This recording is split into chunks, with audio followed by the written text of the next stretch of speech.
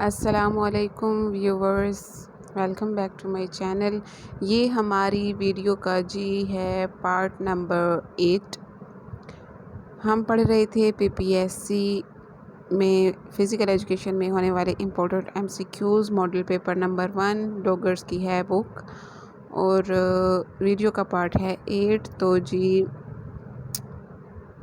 71 से 80 तक हम इस वीडियो में MCQs पढ़ेंगे। Which one of the following is an example of a performance goal?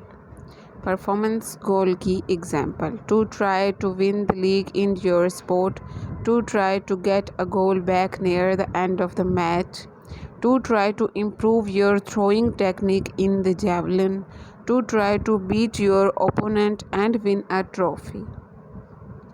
इसका जी राइट आंसर है C, to try to improve your throwing technique in the javelin. जब हम परफॉर्मेंस गोल की बात कर रहे हैं तो हम अपनी टेक्निक को बेटर करने की बात कर रहे हैं। 72 नंबर पर है which one of the following is the best example of a good etiquette when performing a physical activity. Good etiquette यानी कि हमारी अच्छी जो अखलाकियात में से अच्छाई कौन सी है। Shaking hand with your opponent when you have finished a rugby game, letting some else win a swimming race, shooting at the referee to get across your point of view in a football match, breaking the rules in a hockey games. अब नीचे से ऊपर D से हम अगर देखना शुरू करें, ब्रेकिंग द रूल्स, हम रूल्स ब्रेक करेंगे, वो गुड एटिकेट नहीं है। C shouting the at the referee, हम शाउटिंग अगर करेंगे, ज़्यादा ऊंचा बोलेंगे रेफरी पर, एक तो वो फाउल हो जाएगा और दूसरा ये गुड एटिकेट नहीं है। बी है letting someone else win a swimming race. हम ऐसे कैसे, जब हम कोई गेम कर रहे होते हैं तो हम खुद ये परफॉर्मेंस को बेटर करने की बात कर रहे होते हैं और अपना फुल बेस्ट दे रहे होते हैं, तो हम किसी और को कैसे इसमें विन करने के लिए इजाज़त दे सकते हैं कि हम पीछे रह जाते हैं और आप विन कर जाएं। तो फर्स्ट जो है वही राइट आंसर है A, shaking hands with your opponent when you finished a rugby game.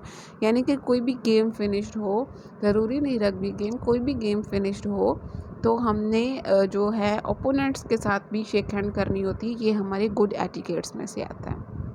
73 पर है which of the following trophies is not associated with cricket. Cricket के साथ जी कौन सी ट्रॉफी एसोसिएट नहीं करती? Thomas cup, Charminar challenge cup, Rohinton Baria trophy, Duleep trophy. ये तीनों जो है cup trophy B C and D ये क्रिकेट के साथ एसोसिएट करती है, जबकि थॉमस कप जो है वो लॉन टेनिस के साथ जो है वो एसोसिएट करता है। नेक्स्ट है जी 74 पे which game is associated with Subroto cup. Subroto cup ये जी कौन सी गेम के साथ एसोसिएट करता है? फुटबॉल इसका राइट आंसर है। 75 पे the Olympic motto was proposed by Andre Didon, Pierre de Coubertin, Zeus Theodore. तो इसका राइट आंसर है बी, पैरी डी कोबर्टन। 76 पर हमारा है जी what are the main source of energy for all activities. Carbohydrates, proteins, fats, vitamins. Carbohydrates main source होता है energy का जी, और ये ज़्यादा चाहिए होती है हमारे जिस्म को। प्रोटीन्स में ये जो फल वाली सब्ज़ियाँ होती हैं, सब्ज़ पत्तों वाली सब्ज़ियाँ, और एग वगैरह, फैट्स भी होते हैं इनमें, एग्स में। तो वाइटामिन्स जो होते हैं ये ज़्यादातर फ्रूट्स में होते हैं। कार्बोहाइड्रेट्स प्रोटीन शेक्स और ऐसी चीज़ों में कार्बोहाइड्रेट्स होते हैं, केले में बहुत ज़्यादा होते हैं, आलू में होते हैं, और ये मतलब कि ऐसी हमारे पास सब्जियाँ वो होती हैं। एनर्जी का मेन सोर्स होता है कार्बोहाइड्रेट्स, और ये हमारी ब्रेन की खुराक होती है। 77 पर है इसेंशियल्स ऑफ अमीनो एसिड्स। जी एसेंशियल्स यानी कि इम्पोर्टेंट है अमीनो एसिड्स के लिए। Can be synthesised in human body, cannot be synthesized in human body, both A and B, none of the above. Essentials of amino acids, amino acids के लिए जी क्या है ज़रूरी, can be synthesized in human body. amino acids human body में synthesize हो सकती हैं. right answer A. whose WHO's concept of health is, WHO world health organisation का कॉन्सेप्ट क्या है हेल्थ के बारे में. मेंटल हेल्थ ऑर्गेनाइजेशन जी, physical health organisation, health as a world total well being, freedom of disease. Health as a total well being, यानी कि WHO world health organisation का जो कॉन्सेप्ट है हेल्थ के बारे में, तो वो है हेल्थ ही, यानी कि हमारी सेहत ही हमारी सब कुछ है. 79 पर है injury of medial meniscus is common cause. Medial meniscus, lateral meniscus, ये होता है जी हमारे घुटने में, घुटने का जो हमारा जोड़ है, नी जॉइंट. तो नी जॉइंट के राइट और अंदर की तरफ और बाहर की तरफ जो उसको कवर करके रखती हैं एक कुर्री हड्डी की जो प्लेटें होती हैं, उनको मेनिस्कस कहते हैं. 2 मेनिस्कस होती हैं एक घुटने में, मीडियल मेनिस्कस और लेटरल मेनिस्कस.